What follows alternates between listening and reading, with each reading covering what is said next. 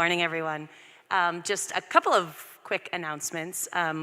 One is that it's the first Sunday in July, which means that it is the beginning of Reverend Susan's last month with us. Yeah, it's a little bittersweet, isn't it? So a couple of things I want to remind you about is that on July 23rd, on Saturday the 23rd, from 4 to 6 p.m., we're going to be at Newcastle Commons celebrating with Reverend Susan, just having a meal, hanging out together. There is information on the website as well as in the news flash that went out on Friday, so make sure you RSVP to that just so we can touch base with Newcastle Commons, let them know we're coming. Bring your own chair, your own drinks, a blanket if it's chilly, and a dish to share, and we'll be having a little party together. And also over the next month, you're gonna hear a lot about all of the wonderful things that have happened over the last 2.5 years since Reverend Susan has been with us. Believe it or not, we actually hired her on that really dark day in March, Friday the 13th, the day the world shut down, was Reverend Susan's first day with us. So a lot has happened in the last 2.5 years. So stay tuned, you're gonna hear some stuff from the board about how wonderful she is and how much we're gonna miss her, but we're also very excited to welcome Reverend Ellen as well. So just make sure you RSVP to that, and I think that's it for announcements this morning.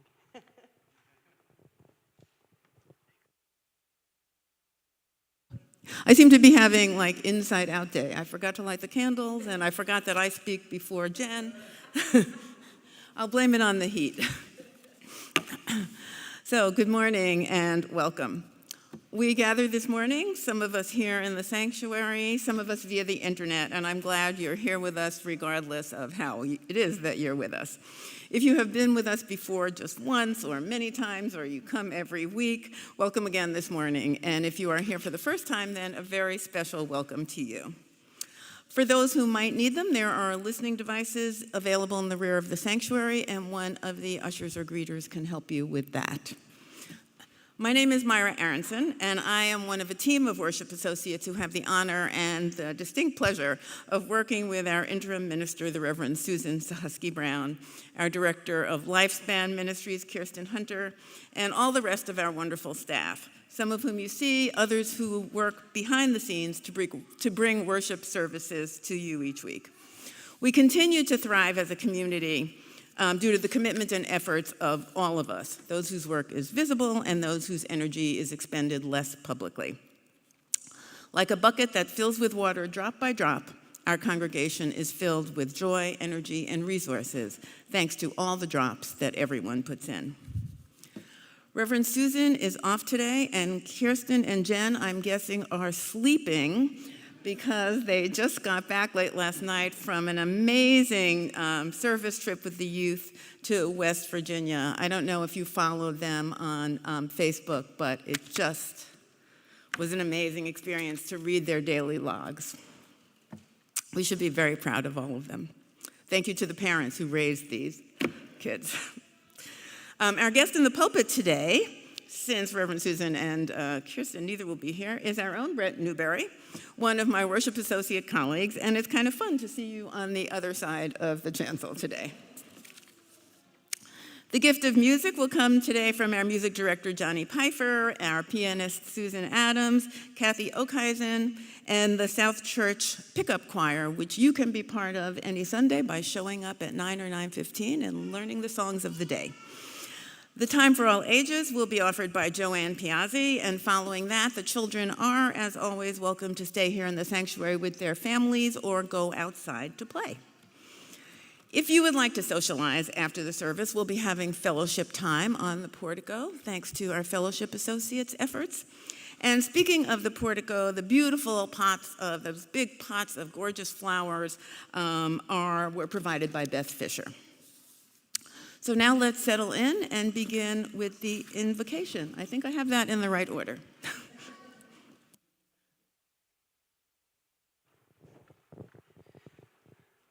Good morning. My name is Jonny Peiffer, Director of Music Ministry, and I wanted to invoke the service today with a little children joy of summer, with a medley of songs my daughter Raluca wrote when she's 4 now. she was 3 at the time. And I would like, they're very simple, and I'd love you to sing along. We were joking in the office earlier this week that among the several supposed gifts, singing voice is not something I personally possess, but I'm not afraid to share it anyway. So here is, just a little context. We had just seen a concert of, I think it was the Soggy Po Boys, and Raluca was inspired. She came home, we have a drum set in the living room, and a book on the bookshelf called The Dork Diaries. It's tales of a not-so-fabulous life or something like that. And she would open it up and find a picture, and then go over to the drum set and sing a song. So please sing after me. I'm a dog, oh. I'm a dog, oh. One more time. I'm a dog, oh. Oh. Then we'll put those all together. So that's 3 I'm a dogs, and then an oh. Ready, go. I'm a dog, oh. I'm a dog, oh. I'm a dog, oh. Oh. Give me your best dog howl. Oh. Then she'd go back to the book, and she saw the main character hiding behind a plant. Back to the drum set. Plant song, plant song. This is only doggy song. Plant song, plant song, plant song, oh.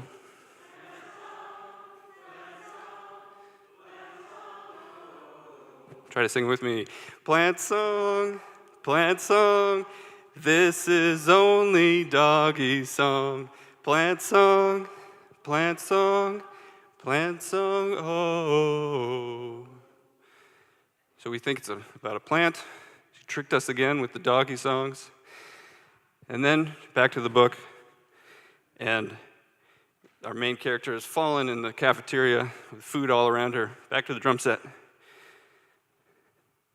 If you fall down, if you fall down,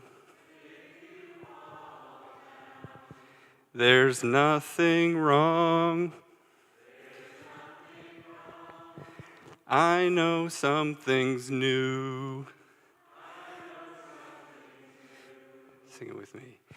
If you fall down, if you fall down, there's nothing wrong. I know something's new. If you fall down, if you fall down, there's nothing wrong. I know something's new.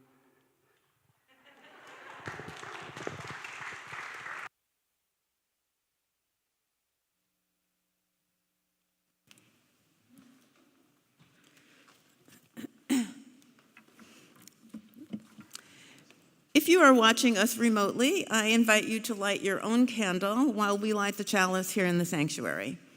I offer these words from John O'Donohue.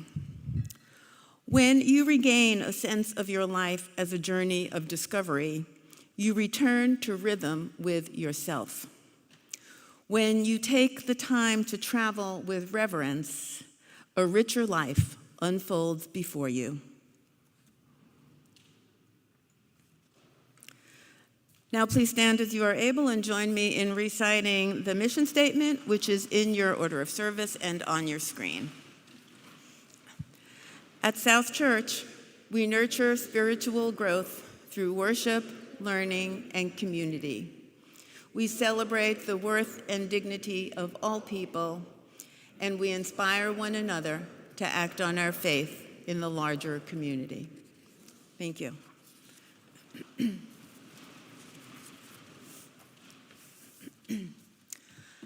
Our theme for July and August is covenant.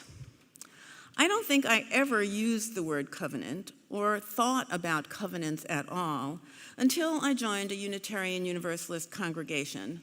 That was in 1987 in New Jersey, and later got involved in what that congregation called covenant circles, which we know here at South Church as small group ministry. The idea of covenant immediately resonated with me. I think that the root of that resonance was the consensus decision-making training that I'd had as part of preparation for participating in the Clamshell Alliance protest demonstration and sit-in at the nuclear power plant in Seabrook back in 1978. Was anybody else here there? A couple of old hippies. I lived in the Hudson Valley in New York State, and many hundreds of us filled charter buses to go to the protest. It was quite a formative experience for me, and looking back on it, I recognize that agreeing to make decisions by consensus is a form of covenant. It isn't easy. 10 or 12 people, often total strangers, were assigned to each consensus circle. We were preparing for the possibility that there might be violence, that we might get arrested, that we might have to react quickly if things got out of hand. We had to learn and practice in our training groups to listen to each other and come to an agreement about our group's united response to a situation in a way that respected each person's concerns and that each person could commit to, even if that decision wasn't exactly what they'd hoped for. Is it your ideal? Maybe not. Can you live with it and commit to it to support the group anyway? Yes. That's consensus decision-making as I experienced it at Seabrook. And it's our covenantal relationship at South Church as I experience it now, here. Sadly, many in our government today do not have a covenantal relationship with their constituents, but that's another story. For today, let's just be grateful and think about the joy of participating in a covenantal community such as this, how that community supports us and that covenant supports us, how we support each other and the institution, and how we grow through that into our best selves so we can bring those best selves to the world. Bret's sermon today is titled The Lessons of Childhood Summers. I wasn't a child in 1978, but my young adult experiences and the lessons of that Seabrook anti-nuke protest taught me a lesson that I am still practicing today. Now please rise as you are able, and I invite you to join in a chant, Walking With You is a Prayer, which will be led by Cathy Okhuysen.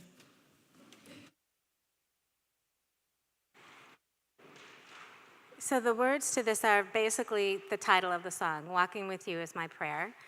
We will substitute walking for talking, crying, laughing, and singing. And we'll do each set of the words 3 times, and I'll hold my finger up so you know when we're about to change the words. Walking, walking with you is my prayer. Walking, walking with you is my prayer. Walking, walking with you is my prayer. Talking, talking with you is my prayer. Talking, talking with you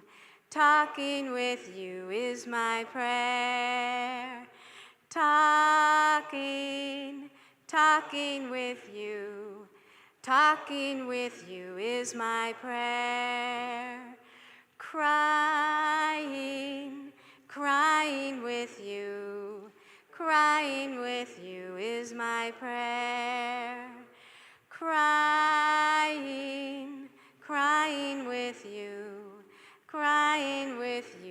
is my prayer.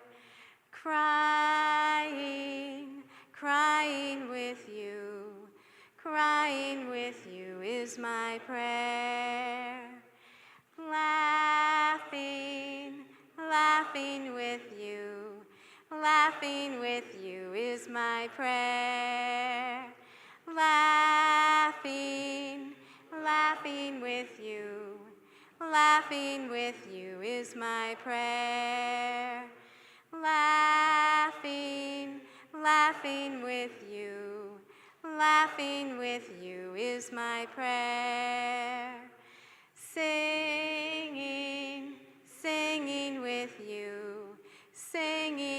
you is my prayer.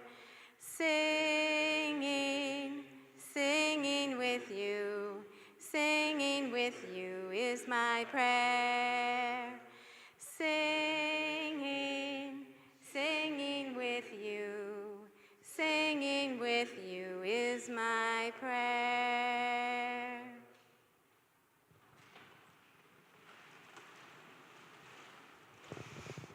It's now time for our story, so anybody who would like to come up a little closer is welcome to come and sit up in the front.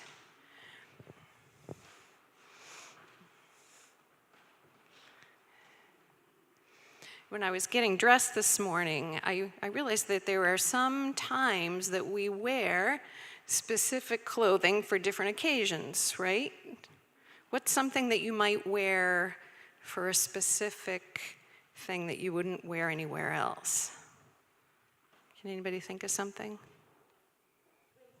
A swimsuit. You probably only wear that when you're swimming or sitting on the beach. I was thinking of things like a wedding gown. You would only wear that at a specific occasion, right? Or a dance costume, maybe? So today's story is about a skunk named Albert. And Albert was a member of Goodness Club. The Goodness Club would meet once a week, and when the members arrived, they would take a t-shirt off of a hook near the door to put on. And the t-shirt said, "I," and a big heart, and "you" on it. During Goodness Club meetings, they would play games, and they would have snacks, and they would sing songs about goodness, maybe like about falling down is not a bad thing, not a problem. They would practice being good. They would practice being good to each other. They had like a covenant where they all agreed that they would be kind and they would be supportive. When they played games, they all knew that the squirrel was always going to win when they played tag. And Chipmunk was always going to stuff her cheeks with the snacks. And whatever team had the opossum was going to lose any kind of race. But they didn't complain about it. They supported each other. They cheered each other on. They had a great time. And then at the end of the meeting, they would take off their t-shirts and hang them on the hook near the door. Well, one day, Albert forgot to take his t-shirt off. And he was walking home, and he passed by a cat, and he called, "Hi," and the cat just kind of turned his nose in the air and walked by. Well, Albert didn't think too much of that, because after all, it was a cat.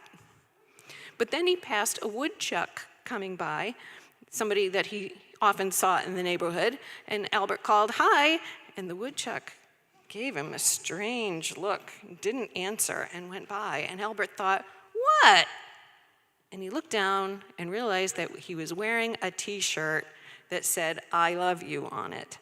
Now, sometimes people we don't know well might react a little strangely to that, to a stranger saying, "I love you." So he took off the t-shirt and he ran back and he hung it on its hook. Well, outside of Goodness Club, Albert could be a real stinker. He wasn't always very nice to his sisters, and he had a hard time following the rules of games sometimes. And a few days later, he got into a problem on the playground at school, and he said some really mean things to one of his classmates, and he even hit him. Well, Albert's parents were not happy when Albert came home with a note from the teacher. And they said, "Albert, this behavior is not acceptable. You are grounded for a week. Grounded, he said, but what about Goodness Club? And they said, no, grounded means that you don't even get to go to Goodness Club. So Albert ran to his room and he slammed the door and he threw himself on his bed and he began to pound on his pillow. And I think he even cried a little bit. After a while, he was not mad anymore. He just felt really sad. He knew that he had done something wrong. He felt sorry about it. And now he was going to miss his friends and all the goodness at Goodness Club. So he went to his drawer and he got out an old t-shirt and he turned it inside out, and with a Sharpie he wrote I and a big heart and you. And he put it on and he stood in front of his mirror and began to talk to his reflection. And he said, I know I shouldn't have said those things, and I should not have hit Ronald. It was wrong. I feel bad. I don't know why. Sometimes I behave like that. He found it so easy to talk honestly to a reflection that was wearing a shirt that says, I love you on it. It's easier to be good when you know that the other person loves you back. So he got this idea that maybe he would wear this t-shirt underneath his other clothes, and it would be like a secret superpower, the goodness superpower. And if he had that on under there, maybe in times of need, he could rip off his other shirt and show his superpower, and that kind of made him laugh. He thought, well, maybe I won't tear off my shirt, but at least I'll know that's under there, and I can share my secret goodness superpower with others. And if they have the secret super goodness power too, we will recognize each other. So he thought he would test it out. And he put on his pajamas over his I love you t-shirt. And he went out to the living room where his sisters were watching TV. Now they were watching a show that they loved, but Albert thought was really stupid. And he asked, can I watch TV with you? And they said, okay. And they moved over and made room for him on the couch. And he sat there and he watched the show, and he did not complain about how stupid it was. He even laughed at it a little bit. And when it was over, they agreed to watch the movie that he suggested. Maybe his sisters had the secret super goodness power too. He decided that he would try the next day. He wore that t-shirt underneath his regular clothes, and he exercised his goodness superpower whenever he could, and he could tell that some of his classmates had it too. And after that, he didn't need to wear it. He just pretended that it was there and practiced that goodness that it was so easy to share at Goodness Club. So South Church is kind of like Goodness Club, isn't it? We have an agreement with how we're going to treat each other, how we're going to speak to each other, and how we will act together. And what we need to do is pretend that we have that secret goodness superpower when we leave and go outside the doors. Because Albert found that even though that superpower, it didn't make things perfect, it did make them a lot gooder. So maybe when you go outside to play today, if you have a game to play, you can practice that goodness superpower. And we'll sing you out.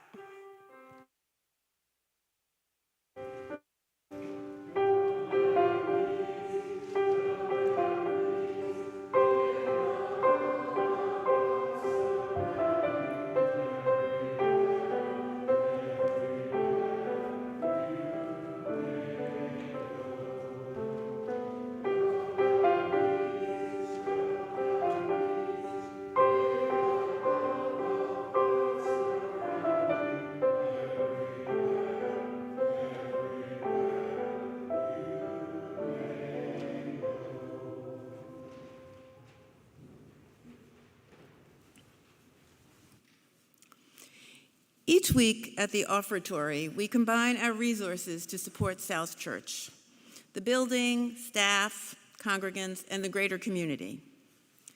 In an effort coordinated by our social justice associates, each month we share our collection with a different nonprofit organization.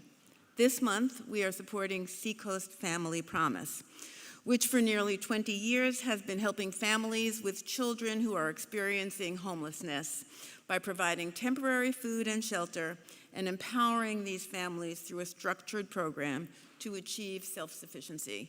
And next week, there'll be somebody here from Seacoast Family Promise to tell you more. You can donate in many ways. You can use our mobile app, Vanco. You can donate via the donate link on our website or by sending a check in the mail to our office at 73 Court Street, Portsmouth. And of course, you can use the collection plate. The offering will now be gratefully received. In the words of the Reverend Caleb Parker, may we give in love and in hope.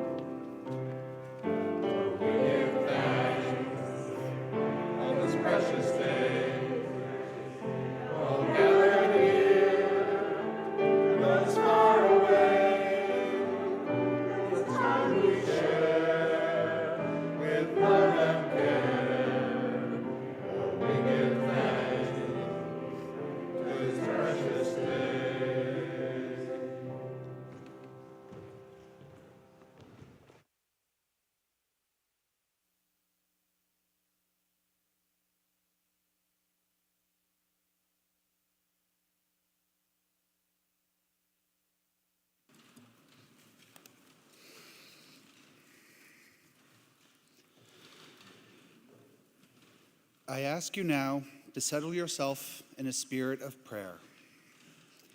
In these uncertain times, full of division and pain, look for the path forward, guided by your values. May you be granted the clarity to see that path, the strength to follow it, and the resolve to continue when obstacles get in the way. Let us send energy to those that are suffering the ill effects, the turmoil, and the uncertainty of the recent events.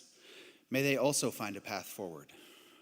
And let us remind ourselves of our Unitarian Universalist values, the inherent worth and dignity of every person, justice, equity, and compassion in human relations, acceptance of one another, and encouragement of spiritual growth in our own congregations, a free and responsible search for truth and meaning, the right of conscience and the use of the democratic process within our congregations and in society at large, The goal of world community with peace, liberty, and justice for all, respect for the interdependent web of all existence of which we are a part.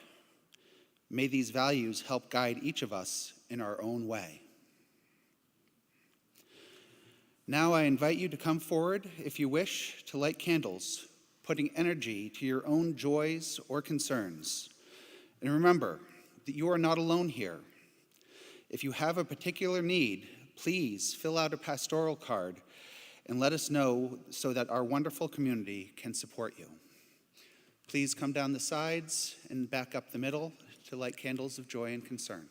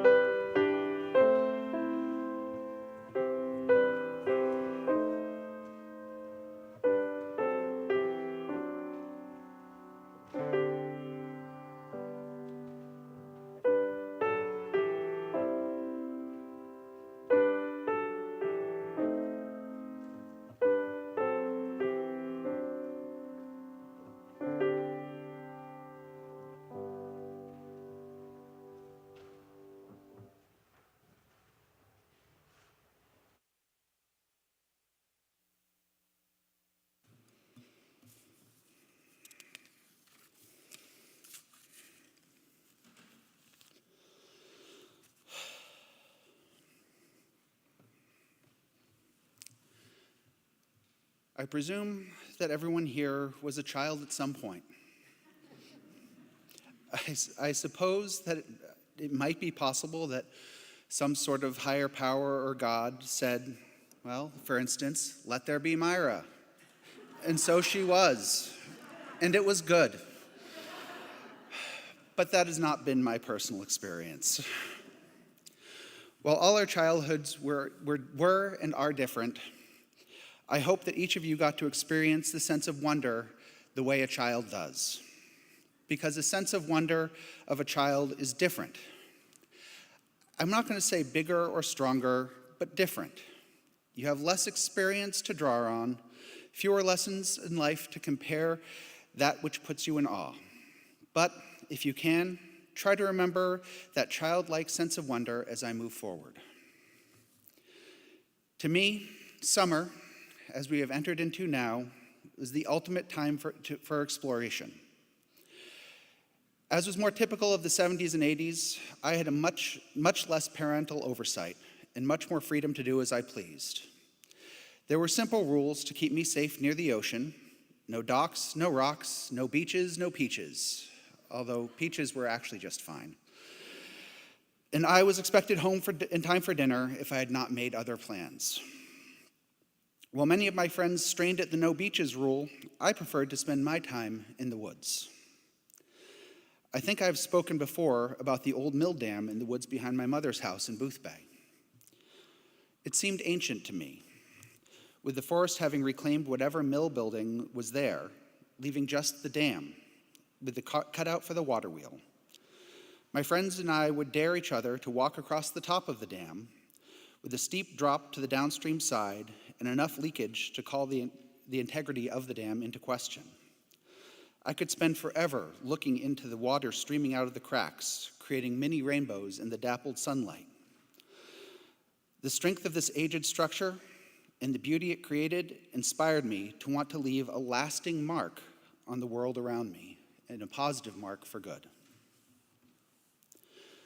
Then I contrast that with another favorite wooded area, this one on Squirrel Island, off the coast of Boothbay Harbor.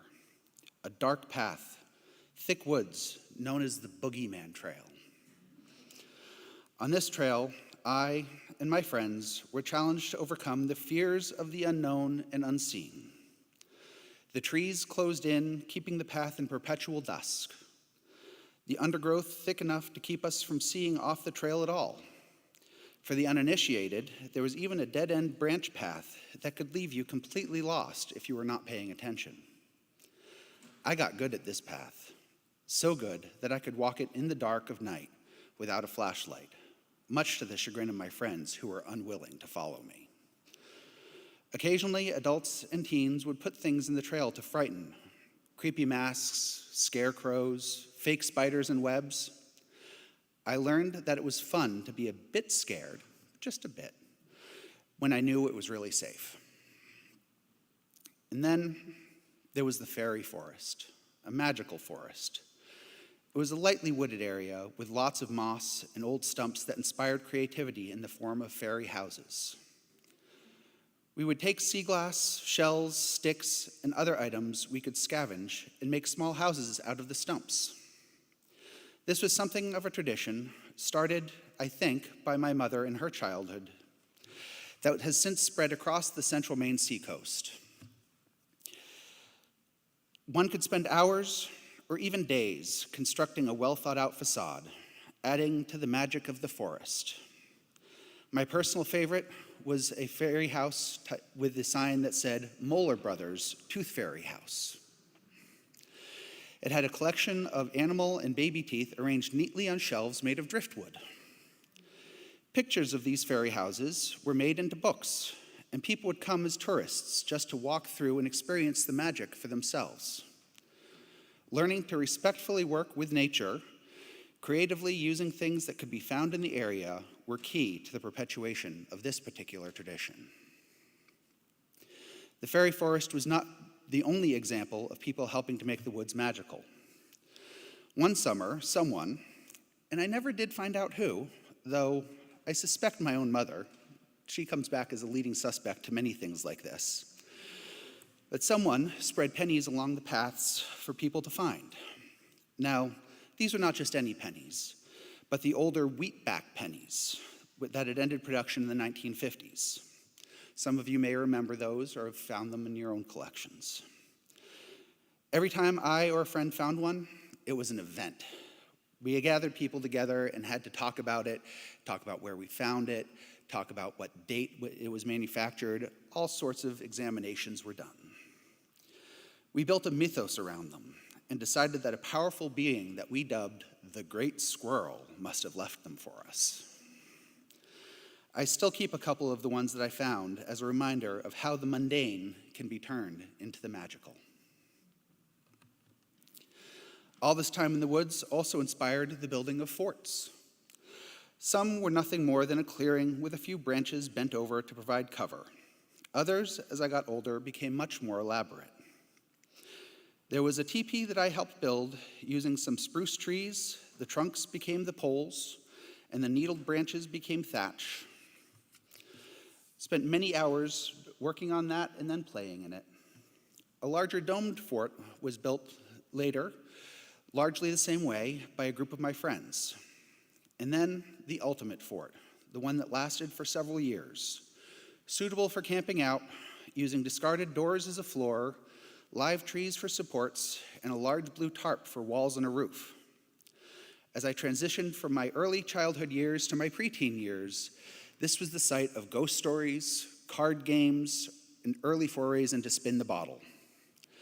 It was a continuing lesson in independence. While practicing, I got lost in the woods more than once. Generally speaking, all I had to do was walk in a straight line, and I would come to something I recognized, a road, a stream, or some other landmark. That was another lesson in independence, learning how to find my way when I was lost. Once while lost, I stumbled into a nest of biting ants. I had wondered why the ground got all soft and the vegetation changed, but I had no clue until I started to feel the little burns on my legs. They quickly spread up my body, and the only way to rid myself of the pests was to, and remember I was a child when I did this, strip down to my underwear to brush them off my body. That day, walking home through the neighbors' backyards, once I found my way out of the woods, I learned that some things are more important than a little embarrassment. While, as an engineer, I consider myself to be primarily a person of science, I remain open to the magic and wonder of nature and the woods. The peace of still woods with birds singing and small animals rustling in the underbrush has a spiritual sense all its own. While someone who studies it could probably explain in evolutionary terms why crows will count off how many humans have invaded their forest, it still seems special to me to know that the birds acknowledge my presence. Has anyone here ever noticed that crows will count off the number of people they see in the woods? It's an amazing thing to see. They will sit there and they will caw once for every person they see. Hence the term counting crows. And then there are other animals. Have you ever had a chipmunk that seemed to know you, come right up to you, come close enough that you could touch? I have experienced this, letting one of these small creatures come close enough that I swore that I could reach out and grab it. And it came close enough without fear, and it was a powerful reminder to live in balance with the interconnected web of all things. Speaking of powerful, there's something to be said for experiencing the woods in a storm. Hurricane Bob in the summer just before high school always comes to my mind when thinking of big storms. Do people here remember Hurricane Bob from summer of 1991? I'm revealing my age by telling you that I was about to go into high school when that happened. When the evacuation of low-lying coastal areas near Boothbay Harbor was announced, my family and many others had already prepped to wait out the storm on Squirrel Island, having raised the ramps off the docks and suspended ferry service due to the waves. We were there for the thick of it.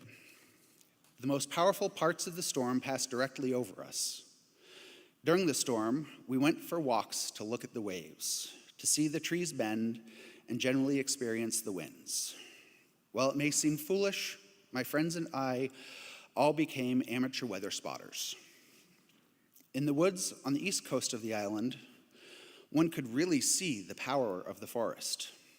In the winds that could hold you up as you leaned into them, the trees bent, but for the most part did not break, with only the already sick and damaged falling to the storm. The sound of the wind in the branches was loud as a scream.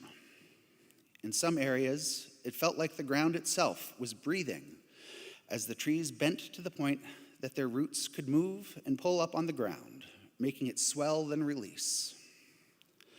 In the end, the damage to the island was largely to the man-made structures, as the wooded lots proved the resilience of nature and the strength of the woods and the forest. So as you can see, my days as a child in the coastal Maine woods were full of adventure and fun. They have shaped me, valuing the long-forgotten places, appreciating the magic, and spreading my wings. Could I have learned these lessons other ways? Maybe.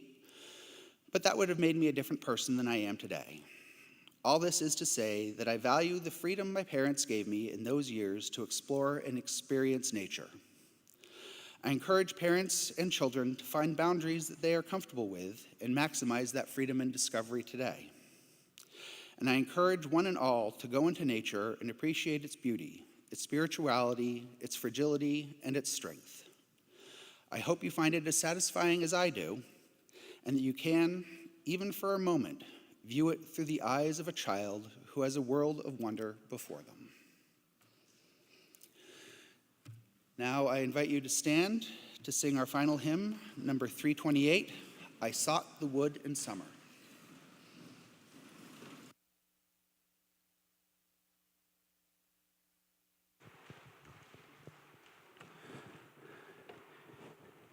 Just a quick note.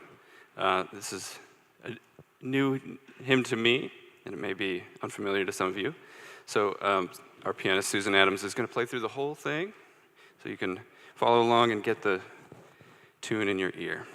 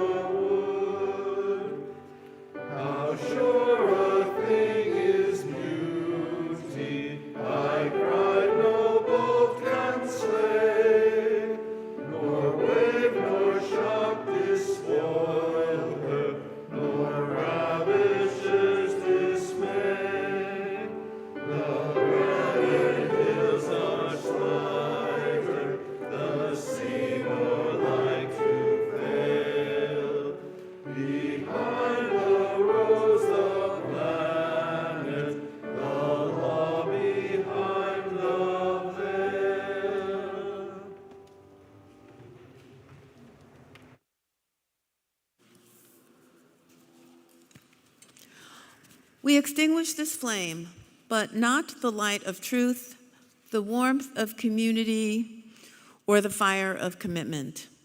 These we carry in our hearts until we are together again.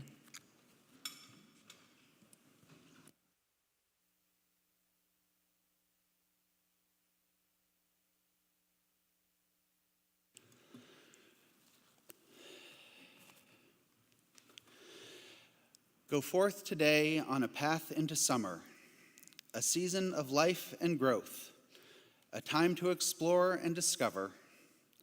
See the world through the eyes of a child and let the world inspire you to grow. Wonder at the mystery, enjoy the magic, and take time to play. Blessings on you all.